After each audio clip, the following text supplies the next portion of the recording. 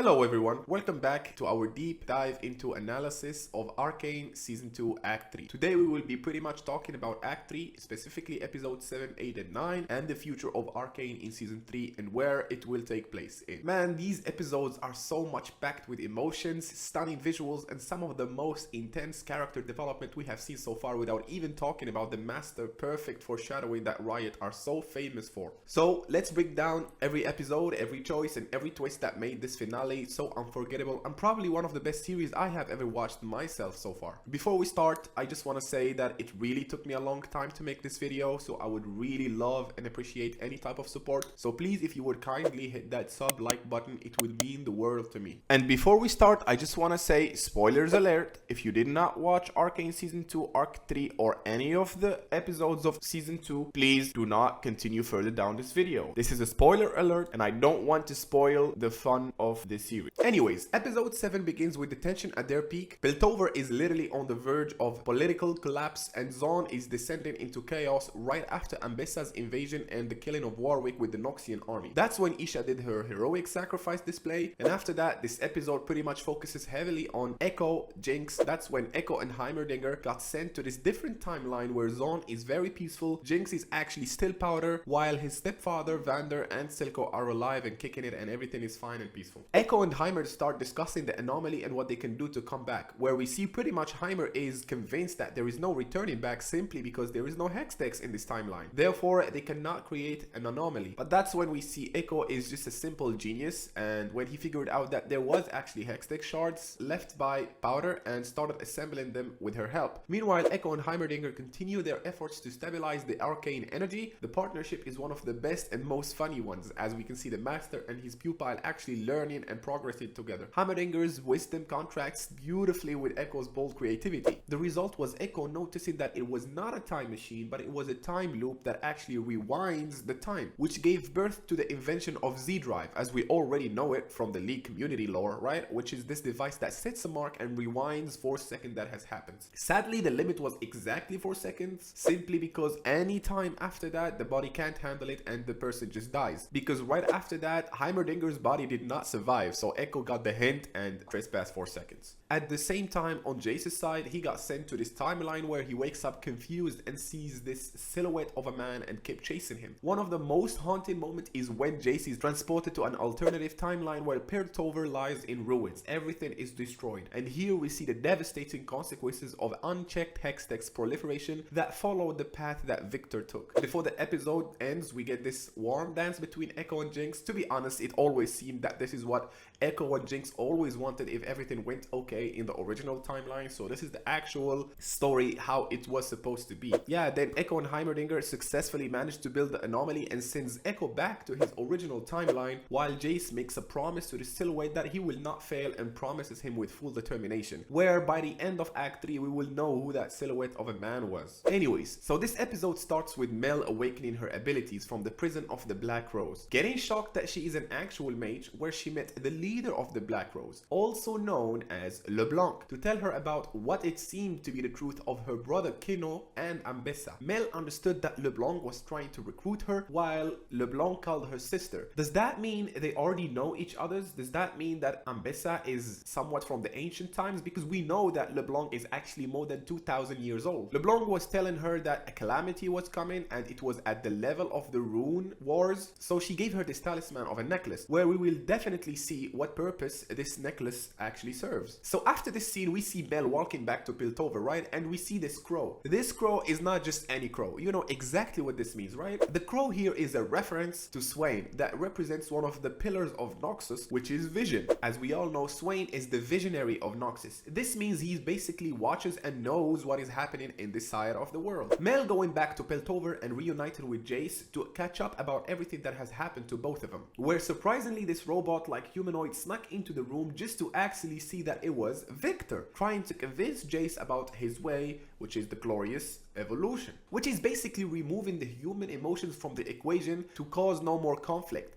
Because according to Victor, it's the human emotions that always conflicts with logic. It's always what causes destruction, greed, politics, power. All of this into Victor's vision, into Victor's perspective. This is the problem of humans. So yeah, Jace and Mel end up winning against Victor barely, which fails the negotiations. This causes Victor to give the green light to Singed to start the process. We will see what this process is. And the process, or the plan, is basically turning Ambessa's Noxian soldiers into his pawns, whom are just super powerful because he can control them via distance and they just don't die. This decision meant that Victor fully embraced his mindset of the glorious evolution, where the machine is just better than the man, where he sacrificed all that is left of humanity, and this was beautifully shown by the doctor or the colleague Sky Young being deleted from his realm. That means all of the human part is now destroyed from Victor. But wait a second, how did this Victor make it alive? Well, while everyone pretty much predicted that Victor didn't die from Jace's attack, we see him being encapsulated in this cocoon-like sphere, and simply because Singed will help him recover using Warwick's blood, which has very potent regenerative abilities that help to grow back his organs. And that's how Victor basically much survived and came back. He was still able to hold conversation with this telepathy side to Ambessa and Singed. So I think Victor is pretty much immortal and he will never die because his astral body is always out there. He just needs like a host where he can survive. Right before episode 8 ends, we have a very important key dialogue here, which was between Ambessa and Mel talking about the actual reason why her brother Kino died and how the Black Rose blackmailed Ambessa and wants Ambessa basically dead, and explains the conflict between her and the Black Rose. And the reason to this is basically foreshadowed already in episode 5, and the reason is because Ambessa is very ambitious. She wants to be the 4th leader of Noxus. Now let me go back in time a little bit to explain this to you. Remember in episode 5 when Ambessa was training Caitlyn and told her that Nexus was built on 3 pillars? Well yeah, these pillars are basically Vision, that is represented by the General Swain, Might, that is represented by Darius, and Guile, which is pretty much the Black Rose leader, which is LeBlanc. Well, Ambessa said to Caitlyn that throughout her battles she discovered the 4th pillar, which was sacrificed, so she believes that is necessary for the ideology or the empire of Noxus to exist. Therefore, she invaded Piltover to take over the Hextech technology to strengthen herself and her army, making her the 4th general of Noxus. Well, this doesn't go toe-to-toe or doesn't go well with the Black Rose because they see Ambessa is weak, as she tells her that she has no superpowers, she's not an arcane mage, she cannot use any type of magical abilities, so it makes no sense for such a weak person to hold a high position in Noxus. Plus the fact that they know that she will cause the Great War, which lead to Piltover's demise as Jace saw in the future timeline, because this war that Ambessa is waging on Piltover will lead to Victor actually taking over everything and start the Arcane ruination. So after all of this, Jace ends up being forced to hold a reunion, inviting both Zonites and Piltover citizens to stand together and prepare for an incoming war coming from Noxus and Victor's army, while of course they end up refusing his demands simply because of all the bloodshed and the dark past they had between the 2 regions. So it's not easy for them to just come together and be like, hey, let's fight this together. It doesn't work. And finally, episode 9, which is easily to me one of the best episodes of the series, including season 1 and season 2, because they needed to wrap up all of this backstory lore into a breathtaking finale. So the episode starts with Jace, Mel, and Piltover army preparing to defend the city from the incoming Noxian invasion. As soon as the invasion starts, Ambessa walks with her proper canon lore weapons, which just looks so badass, to be honest, to finally see her in action. Of course, when the episode starts, Caitlyn tries to snipe Ambessa, but to no solution, since she got these rune talisman magic that can actually block any ranged or magical attack.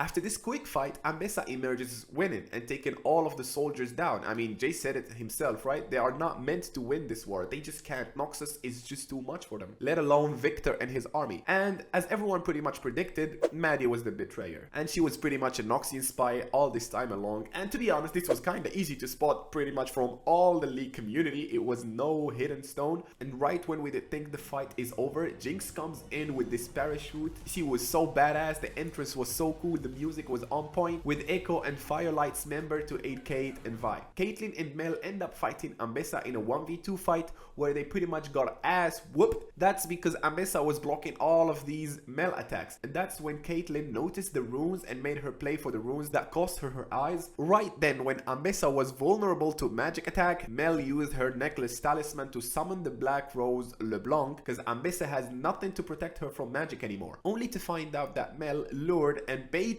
LeBlanc and used Ambessa as a bait to try to blast and kill her. And that's when Ambessa with her dying breath realized that Mel was actually the wolf all this time along. And was Ambessa really dead after this? Well, we will talk about it in the end of the video. While all of this happening outside, Victor comes in the Hex Core where Jace was trying to shut down the Hex Gate. Honestly, this version of voidy look of Victor was way more intimidating and scary than his actual canon lore form. Victor starts unleashing his army, and the most scariest one was this enhanced version tank of a menace Warwick. At this point we can just give up on Vander's coming back, since we can actually see his memories with Jinx and Vi and all of their childhood is getting burnt, and there is no Vander there. There is only Warwick left. While Victor is taking Jace to the top of the Hex Gate and pretty much taking control over everyone in Piltover and controlling them, Victor at this point just became like one of the most busted characters in Arcane. From a cripple to a celestial being. Yeah, that's just too crazy. Anyways, the only one that basically clutched this was none other than Echo with his Z drive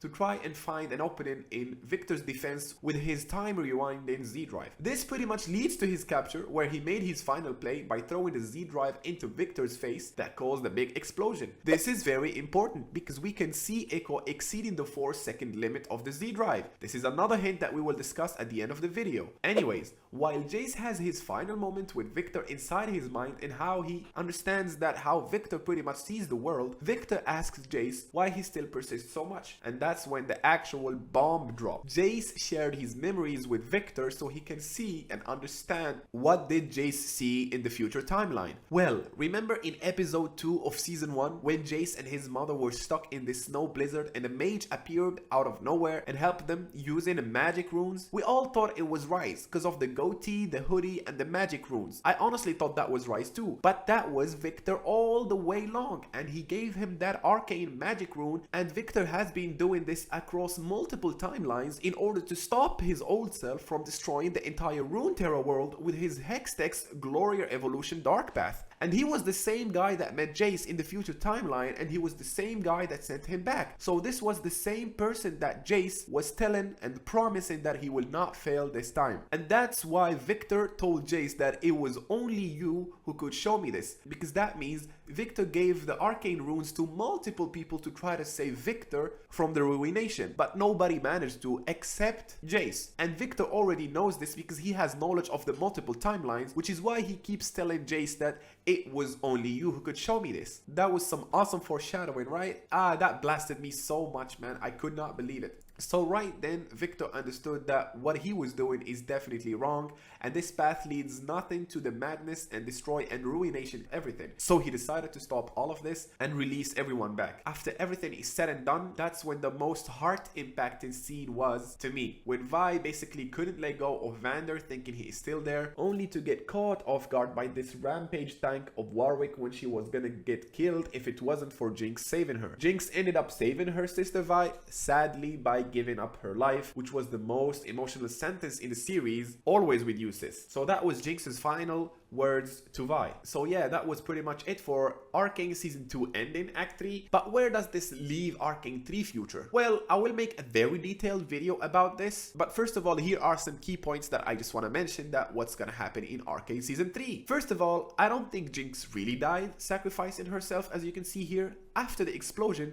there is really nothing left, nor Jinx, nor Warwick. And you saw how durable and tanky Warwick was. He tanked pretty much all Vi's punches with the Hextech gauntlets, full Jinx machine guns. You really think a grenade will kill him? Plus, you can see this pink flashlight on this scene indicating Jinx's escape, which is a signature move from her shimmer. Or it could be Warwick gaining back some of his memories after being with Jinx. As we can see here, he gets reminded a little bit of himself, so maybe Warwick escaped with her. The second thing is, Ambessa really died? I mean, in the scene, her death is 100% for sure, no denying that. But I still think and doubt that Riot would remove such a big screen character after focusing on her so much in terms of lore. I mean, they are going to release her book story in 2 months from now. They released a full theme song. They released a bunch of theme Wolf Chosen skins. So I don't think she died, and I think she will come back in the story. Only because if you remember right before Echo clutched the last fight, remember when I told you that Echo exceeded the 4 seconds? So I believe he ended up rewinding even before the time she actually died. And yeah, that's my only reasoning so far, and to be honest, I would love to see Ambessa coming back, since she was actually my favorite character in the show. I love the story of an underdog,